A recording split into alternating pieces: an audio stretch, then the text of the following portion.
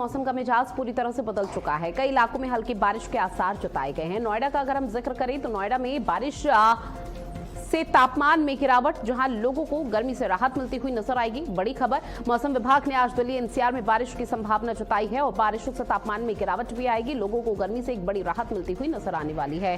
तो मौसम का मिजाज बदल चुका है, मौसम करवट लेता हुआ नजर आ रहा है। दिल्ली एनसीआर में बादल अब यहां पर देखने को मिलेंगे और इसके साथ ही बारिश की संभावना फिलहाल मौसम विभाग की तरफ से जताई गई है।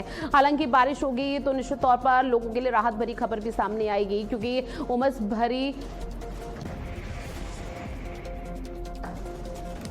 तो देखिए मौसम का मिजाज किस तरह से बदल रहा है। दिल्ली एनसीआर में, नोएडा में फिलहाल बारिश का सिलसिला भी शुरू हो चुका है और बारिश की वजह से अब कहीं ना कहीं लोगों को उमस भरी गर्मी से राहत मिलती हुई नजर आ रही है। अब ऐसे में जो बारिश हो रही है उसकी वजह से निश्चित तौर पर एक तरफ यहां पर लोगों को राहत मिल रही है तो दूसरी तरफ अव्यवस्था भी यहां पर देखने को मिल पाएगी। तस्वीरें आपको दिखा रहे हैं, मौसम का मिजाज पूरी तरह से बदला बदला नजर आ रहा है और इसके साथ ही नोएडा, दिल्ली एनसीआर में जो बारिश का सिलसिला शुरू हो चुका है उसको लेकर जल जमाव की स्थिति यहां पर देखने को मिल पाएगी और जो पानी भरेगा उसकी वजह से अव्यवस्थाओं का अंबार रहेगा। हालांकि नगर निगम की पोल और तमाम जो प्रशासनिक अमला है उन्होंने जो दावे वादे यहां पर किए गए थे जल निकासी को लेकर और ट्रैफिक अव्यवस्था को लेकर, उसको लेकर अब पूरी तरह से उनकी पोल खुलती हुई नजर भी आने वाली है।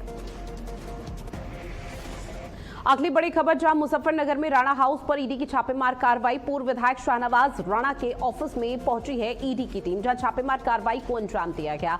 राणा हाउस के बाहर सीआरपीएफ जवानों की तैनाती रही, जहां राणा परिवार के कई ठिकानों पर ईडी की कार्रवाई हुई है। आपको बताते चले कि पूर्व एमपी कादिर राणा के आवास पर भी ईडी की टीम पहुंची हुई है, जहां खालापार इलाके पर ईडी की यह बड़ी कार्रवाई लगातार जारी है।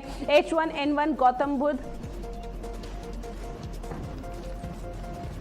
पूर्व एमपी कादिर राणा के आवास पर भी ये टीम पहुंची हुई है, लगातार कार्रवाई कर रही है। खालापार इलाके में ईडी की बड़ी कार्रवाई लगातार जारी है और ऐसे में कई महत्वपूर्ण दस्तावेज हाथ लगने की यहां पर संभावनाएं जताई जा रही है। मुजफ्फरनगर में राणा हाउस पर ईडी की छापेमार कार्रवाई, जहां आपको बता दें कि हड़कंप की स्थिति है। पूर्व विधायक शाहनवाज राणा के ऑफिस पहुंची है ईडी की टीम और लगातार जो शिकायतें यहां पर मिल रही थी, चाहे मनी लॉन्ड्रिंग से जुड़ा हुआ मामला हो, आय से अधिक संपत्ति का मामला हो, वो आने वाले समय पर खुलासा होगा, क्योंकि आपको बता दें कि अब राणा परिवार की जो मुश्किलें हैं उनकी यहां पर बढ़ती हुई नजर आएगी और ऐसे में कई ऐसे ठिकाने हैं जहां पर लगातार ईडी की तरफ से दबिश दी जा रही है और खालापार इलाके में ईडी की बड़ी कार्रवाई यहां पर देखने को मिली है।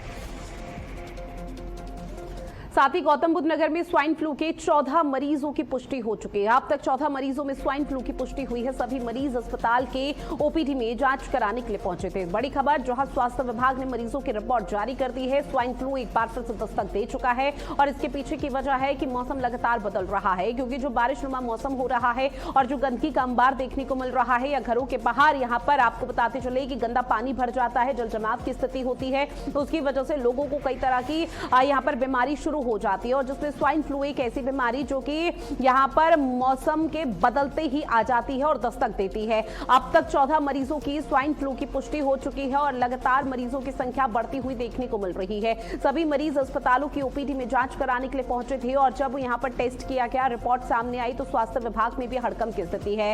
हर यहां पर अस्पताल में फिलहाल जो वार्ड है उनकी संख्या बढ़ाने की बात कही गई है, ताकि अगर मरीजों को यहां पर एडमिट भी किया जाए तो बेड की संख्या यहां पर कम ना होने पाए और बेड की किल्लत ना रहे, अस्पताल में कोई भी अव्यवस्था या अनियमितता ना देखने को मिल पाए। उसको लेकर स्वास्थ्य विभाग पूरी तरह से अलर्ट मोड पर नजर आ रहा है, क्योंकि अभी महज 14 मरीजों की पुष्टि हुई है, लेकिन अभी आशंका ये जताई जा रही है कि आने वाले समय पर शायद और भी मरीजों की पुष्टि हो सकती है। साथ ही बिहार के मधेपुरा के मंदिर में भगदड़ के हालात देखने को मिले। मधेपुरा के आपको बता दें सिंहेश्वर मंदिर में भगदड़ मची है, जहां सावन के सोमवार के खास मौके पर भारी भीड़ रही थी और इस दौरान प्रशासनिक अमला दावे तो कर रहा था कि पूरी पुख्ता व्यवस्था की गई है, लेकिन जो हालात मधेपुरा के सिंहेश्वर मंदिर में देखने को मिले वहां पर भगदड़ जैसे हालात बन गए और ऐसे में लोगों को किसी तरह की अफवाह यहां पर किसी ने फैलाई, जिसके बाद भगदड़ जैसी स्थिति मची और हर कोई ये चाहता था किसी तरह से सिंहेश्वर महादेव मंदिर में यहां पर दर्शन हो सके, लेकिन जैसे ही भगदड़ मचती है तो इस दौरान लोग एक जगह से दूसरी जगह भागने लग जाते हैं और भारी संख्या में लोग यहां पर पहुंचे हुए थे, क्योंकि आज सावन का अंतिम सोमवार है और अंतिम सोमवार के दौरान श्रद्धालुओं की भारी संख्या में यहां पर भीड़ देखने को मिली। जहां सिंहेश्वर महादेव मंदिर में आपको बता दें भगदड़ जैसे हालात मचे हुए हैं। अभी फिलहाल प्रशासनिक अमला उस पूरी सिचुएशन को कंट्रोल करने की कोशिश कर रहा है। तो बड़ी खबर आपकी टीवी स्क्रीन पर, बिहार के मधेपुरा में सिंहेश्वर महादेव मंदिर में भगदड़ जैसी स्थिति। ये कुछ वीडियो आपकी टीवी स्क्रीन पर जो कि सोशल मीडिया पर भी तेजी से वायरल हो रहे हैं, जिसमें दम घुटने की वजह से कुछ लोग घायल भी बताए जा रहे हैं। और ऐसे में आपको बता दें सिंहेश्वर महादेव मंदिर में सावन के अंतिम सोमवारी को सुबह भारी भीड़ के चलते भगदड़ जैसी स्थिति पैदा हो गई, जिसमें कई श्रद्धालु और एक पुलिसकर्मी भी घायल होने की खबर सामने आई है। ये जो बड़ा हादसा था 6:30 से 7 बजे के आसपास हुआ था, जब सावन के अंतिम सोमवार के खास मौके पर सुबह से बाबा सिंहेश्वर नाथ का जलाभिषेक करने के लिए श्रद्धालुओं का भारी हुजूम उमड़ पड़ा था। मंदिर का जो मुख्य प्रवेश द्वार यानी जो एंट्री वाला पॉइंट है वो जैसे ही खुला तो आगे निकलने की होड़ अचानक से धक्का मुक्की शुरू हो गई, जबकि लोगों को भी इस चीज का ध्यान रखना चाहिए कि अगर भारी संख्या में भीड़ इकट्ठा हो रही है तो वहां पर इस तरह की कोई हताहत वाली स्थिति पैदा ना हो, क्योंकि उनकी जान पर बात बन आती है, फिर दम घुटना शुरू हो जाता है और उसके बाद घायल या फिर नकारात्मक तस्वीरें सामने आती है। अब ऐसे में प्रशासनिक अमले की तरफ से अभी तक ऑफिशियल तौर पर कोई स्टेटमेंट सामने नहीं आया, लेकिन स्थिति को अभी भी कंट्रोल में करने का प्रयास किया जा रहा है।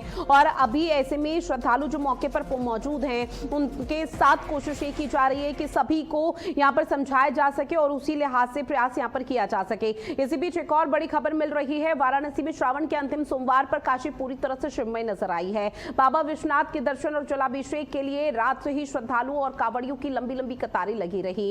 हर हर महादेव और बम बम भोले के जय घोष से पूरा काशी क्षेत्र गूंज उठा। बाबा विश्वनाथ धाम में श्रद्धालुओं का पुष्प वर्षा कर भव्य स्वागत किया गया। गंगा के बढ़ते जलस्तर को देखते हुए घाटों पर बैरिकेडिंग की गई है, जबकि सुरक्षा के लिए एनडीआरएफ, एसडीआरएफ, जल पुलिस और पुलिस बल तैनात रहा। वरिष्ठ अधिकारियों ने मौके पर पहुंचकर भीड़ और सुरक्षा व्यवस्था का जायजा लिया।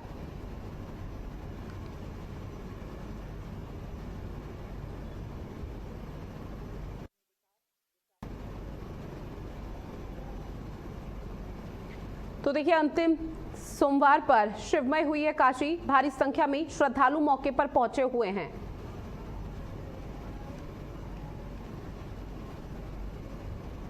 और चलिए इन तमाम खबरों के साथ बुलेटिन में इतना ही। देश और दुनिया की बड़ी खबरों के लिए आप बने रहेगा भारत अपडेट के साथ। नमस्कार।